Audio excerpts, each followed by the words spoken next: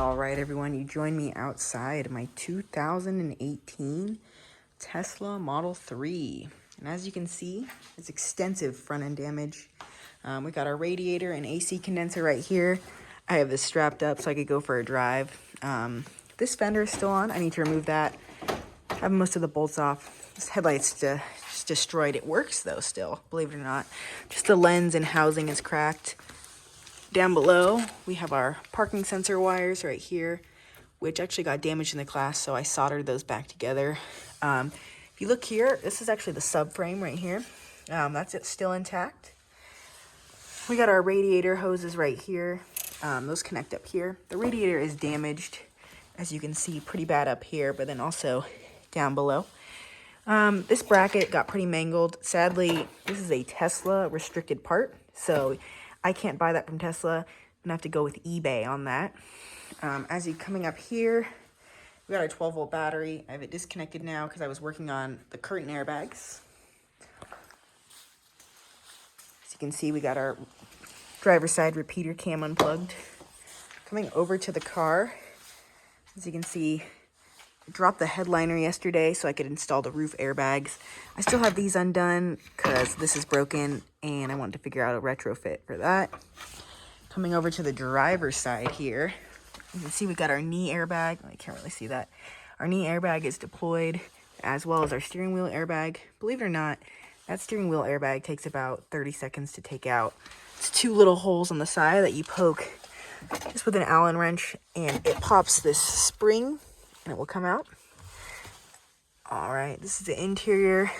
The car did come with the J1172 adapter to Tesla, which was nice. Coming to the back of the car, as you can see, the previous owner left all his crap in here.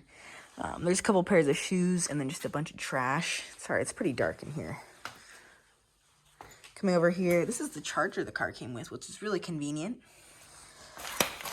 Right here,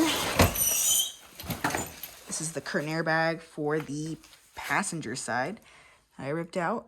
As you can see, I bought a bunch of new airbags online, off of Facebook Marketplace actually, from a seller over in Rancho Cordova. I paid $2,300 for all the curtain airbags, as well as an entire new dashboard. Knee airbags, driver airbag, steering wheel airbag. Jumping in the passenger seat, as you can see here, this airbag deployed, shattering the windshield, which is kind of a pain in the butt. But this entire dashboard has to come off. As many of you seen before in like a Tesla Bros video, you can actually remove this wood panel right here. So that pops off, and then this glove compartment drops down. As you can see, I started removing the trim panel over here. Yeah, so I have a new dashboard that comes with an airbag. All right, and then underneath here, this is the center console. It's pretty messy. Is the SRS module that controls the car's airbags. That is pretty much what tells the car if the crash sensors detect an accident to deploy either the seatbelt pretensioners or the curtain airbags, etc. And as you can see here, there was two people that were in the vehicle when the crash happened, as you can see by the blown seatbelt pretensioner. It's about $60 to have fixed at myairbags.com. And actually, one awesome thing about this car is 2 months before it was cracked, they got some new Hercules all-weather tires, which is amazing. The wheels are in pretty good shape. These are the 19-inch sport wheels. As you can see, there's a little bit of curb rash in some places, but honestly, that's totally fine. All right, now over here to the parts, we have the front tub right here. Ignore all this trash over here. This is the headlight right here. The lens is still intact, but some of the tabs are broken, so I might need to replace that. That's about $130. Right here, we have our crash cans. These actually slide into the frame, and they're designed to crumple in the event of an accident to protect the frame, but then also lessen the impact and act as a crumple zone. This right here is like a support that holds the front bumper on. The front bumper comes up here underneath the frunk.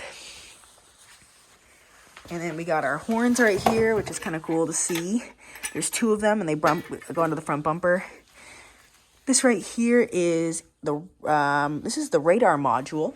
that goes under the front, which is no longer used thanks to Tesla Vision. Right here is the HomeLink garage door opener, which is actually pretty nice to have because that's a $300 option. This right here goes across this. It's to support the front tub, but then also the radiator slides into these little holes right here. Right here is the emergency frunk release. You press this little button. This is so that people don't trap other people inside their frunks. Pretty smart feature, not gonna lie. And then here is that massive hood. Coming over here, you can see it's pretty damaged. Yeah, and then this styrofoam goes on the front crash bar. I'm gonna be able to reuse this. This is an $18 Tesla part, but I'm thinking about just throwing some tape on it and calling it a day. So yeah, unfortunately it is -11 outside right now, so I'm not going to take it for a drive, but otherwise I totally would. I'll probably take one tomorrow and I'll go ahead and record it. The car runs and drives. I have the 12-volt disconnected as well as the logic for the high voltage battery.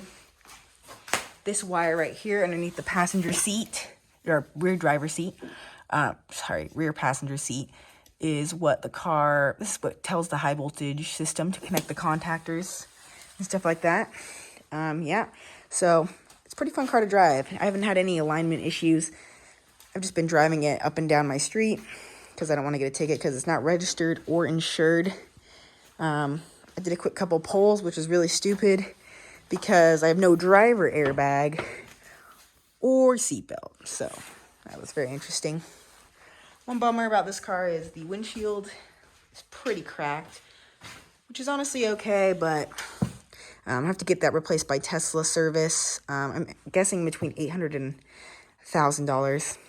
So as it comes down to price, this car was $13,000 at the auction, and I had to use a broker to buy from the auction because I don't have a dealer license. It cost me about $2,000 in fees, which was very annoying. So total price of this car was about $15,000, $15,109. I paid $500 for shipping from Puyallup, Washington to Spokane, Washington. That's where I'm located. And then as far as parts go, I bought all the airbags for $2,400. That included shipping, and that was probably the most expensive thing. And then I ordered new crash cans, a new radiator, a new front crash bar, and just some miscellaneous parts from Tesla. And that came out to $1,070. So that was my first batch of parts. And then I'm planning on buying the headlights from eBay.